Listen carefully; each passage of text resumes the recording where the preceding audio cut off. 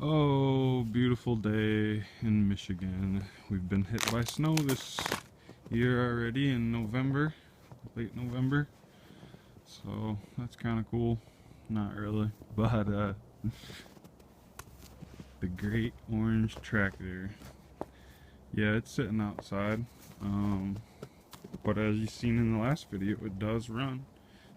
All I have to do is jump the starter, and it turns over, starts up, runs. Had to clean the carburetor.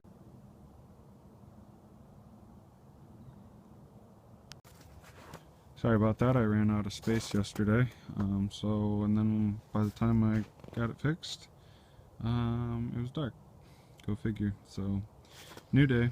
Here we go. Oh, some of the snow's melted. Now you can see I kept getting a little bit of water in there, and it was because there was a hole where the gas gauge goes down in, and there's no little clear plastic bubble over it, so whenever it would rain or snow or whatever, then there'd be water in there. And that's why there was water in there when I first cleaned the carburetor out, why it wouldn't run right off the bat. So I cleaned the carburetor. You can see I shined it up nice. So anyways, I'm gonna get this thing rolled up on the cement here and blow the snow off of it, I guess. Okay, so we finally got it in the garage here, and the snow blown off it a little bit. Of course, you can hear this tire chirping at you with the air leaking out. You gotta put air in the tire every time you want to push it around. So that's amazing. Anyways, I've gotten a rag and wiped this away a little bit. This is how you figure out what you got. You look at your little stamp.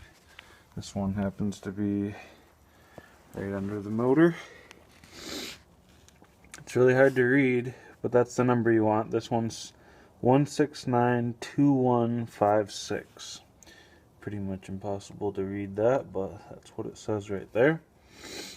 And 3685, so I'm going to write that down, because basically what happened to me was, I haven't pulled it off yet,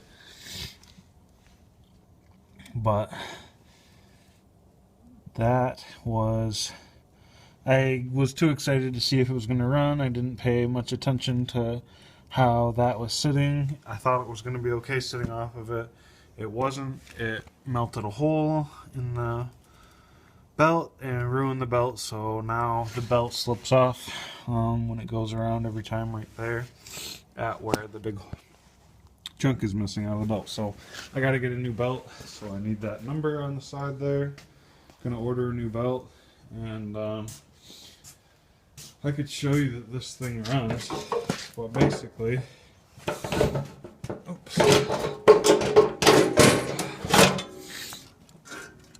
it needs a new starter solenoid. I can jump it between those two big rusty nuts.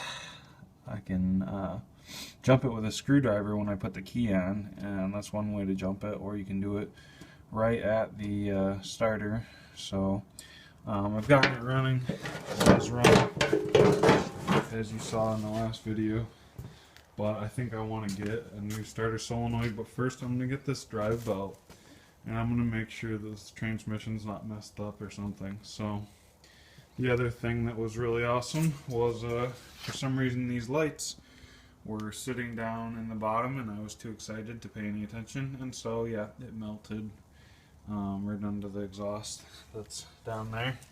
Here's some plastic on the exhaust, so that was sweet. So yeah, make sure that, you know, whenever you get anything free, to mess it up really quick because you're too excited to get it going and seeing if the motor runs and stuff like that.